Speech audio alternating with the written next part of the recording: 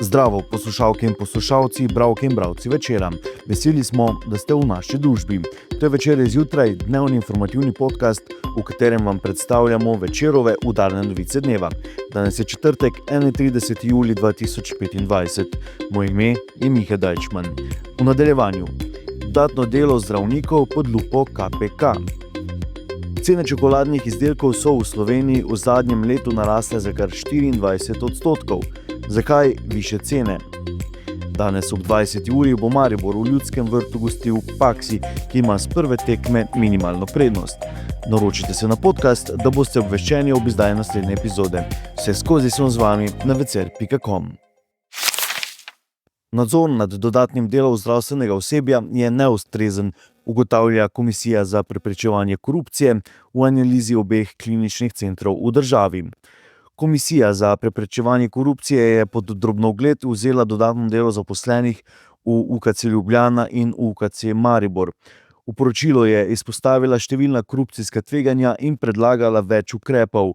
Kljub spremembi zakonodaje, spomladi sprejeti noveli zakona o zdravstvenih dejavnosti, s katero želi vlada preprečiti delo zdravnikov v javnih in zasebnih ustanovah hkrati.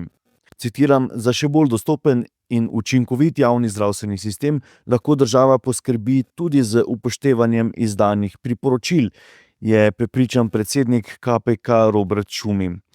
Komisija za preprečevanje korupcije se je po besedah vodje službe za operativo v KPK Katje Mihelič Sušnik za analizo odločila na lastno pobudo, saj v medijih že dlje časa zaznava vprašljivost sprejemljivosti dodatnega dela zdravnikov. V analizi so najprej izpostavili pomanjkljiv in neučinkovit ter neustrezen nadzor nad opravljenim dodatnim delom, vključno s pristranskostjo tistega, ki nadzira. Težava je v tem, da lahko trenutno zdravniki nadzorujejo delo svojih kolegov, je razbrati v poročilu, sistem pa pomeni tudi tveganje za slabšo kakovost zdravstvenih storitev zaradi dodatnih obremenitev zdravstvenega osebja, so še zapisali. Posledično se lahko povečajo stroški oziroma se postavi vprašanje o racionalnosti porabe, kadar ustanova z lastnimi zaposlenimi sklepa podjemne pogodbe. Ostaja pa tudi tveganje, da ima zasebni interes prednost pred opravljanjem javne službe. Vse to se nanaša na celoten zdravstveni sistem. Za UKC Maribor pa so posebej izpostavili še, da odsotnost postopkovnika UKC Maribor predstavlja tveganje za pomanjkljivo transparentnost in sledljivost podatkov. Komisija za preprečevanje korupcije je analizirala podatke o dodatnem delu zdravstvenega osebja v obeh UKC-jih med letoma 2020 in 2023. V UKC Maribor so med omenjenima letoma soglasje za opravljanje zdravstvenih storitev pri drugem izvajalcu izdali skupno 339 zaposlenim, vseh soglasij pa 2359. V UKC Ljubljana so soglasje izdali skupno 996 zaposlenim, skupno pa je bilo izdanih 4866 soglasij. Seveda ima en posameznik lahko več soglasij, največje število soglasij izdanih istemu posamezniku je v Ljubljani 40, v Mariboru pa 49, še sledi iz analize KPK. Ob tem je v istem obdobju 994 zaposlenih v Mariboru in 1585 v Ljubljani imelo sklenjeno vsaj eno podjemno pogodbo.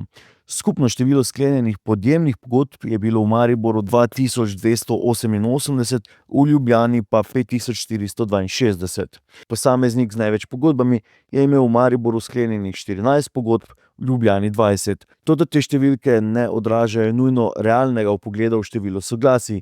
Vodstvo mariborske bolnišnice nam je zatrdilo, da nihče od zdravnikov ni imel izdanih 49 soglasij. Pojasnili so, da gre najbrž za podvajanje podatkov. Soglasja se namreč izdajo tudi za 6 mesecev, v evidencah za posamezno leto pa se beležita obe soglasji. Podrobnosti analize Jane Juvan lahko seveda v celoti preberete v Večeru in na vecer.com. Povprečen potrošnik umirjanja inflacije, ki je od vrhov leta 2022 in 2023 precej upadla, ne čuti kaj dosti.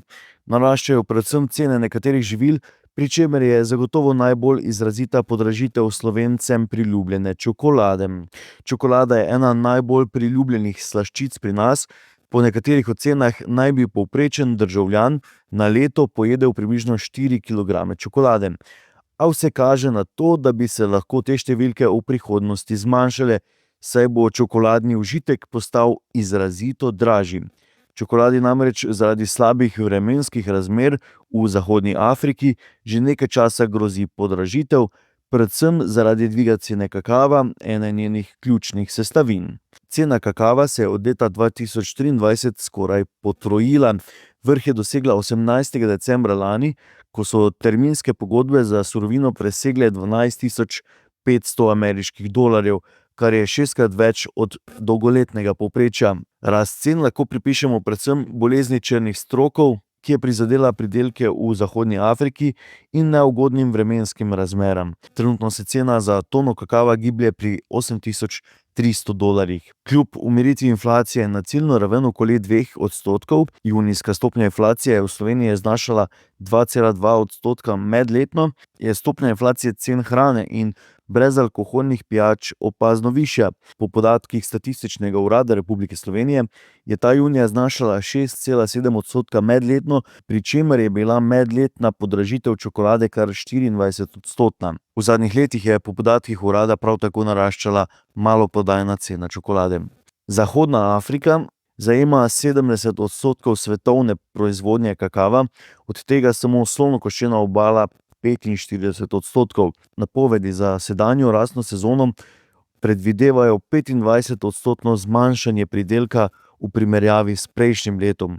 Kljub rekordno visokim svetovnim cenam, kmetje v Gani in slonokoščeni obali zaradi mehanizmov določanja cen, ki jih nadzira vlada, zaslužijo le okoli $3,000 na tono.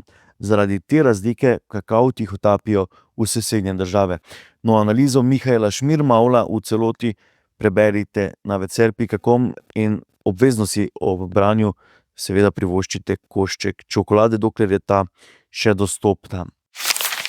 Gremo še k nogometu. Čeprav je vijoličastim na evropskih povratnih tekmah le 2-krat uspelo nadoknaditi zaostanek, so pod Kalvarijo pred drugo tekmo z madžarskim pokalnim prvakom v drugem predkrogu konferenčne lige optimistični.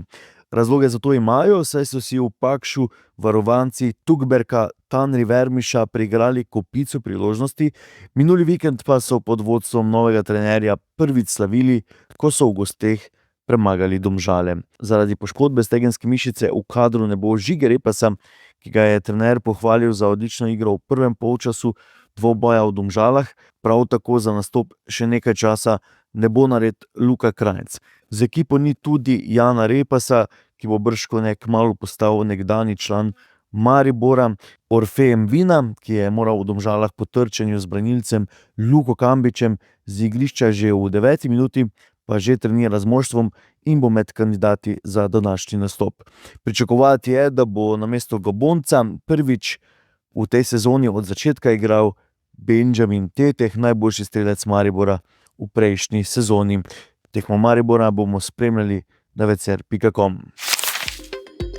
To je bil večerodnevni podcast Večer zjutraj 31. julija 2025. Hvala, ker ste bili v naši družbi. Z vami sem bil Miha Dajčman. Kakovostno novinarstvo lahko podprete tako, da se naročite na tiskani in spletni Večer, postanete nasledilec in bralec na družbenih omrežjih, naročnik naših podcastov in newsletterjev. Tako boste podprli novinarstvo, ki prinaša avtentične vsebine, ki jih pripravljajo naši novinarji in jih drugje ne boste našli. Želimo, da razumete, kako se vrti svet, želimo vam odstreti vpogled v čas in prostor, v katerem živimo. Veselimo vaših komentarjev, pobud in kritik na različnih kanalih, se beremo in slišimo.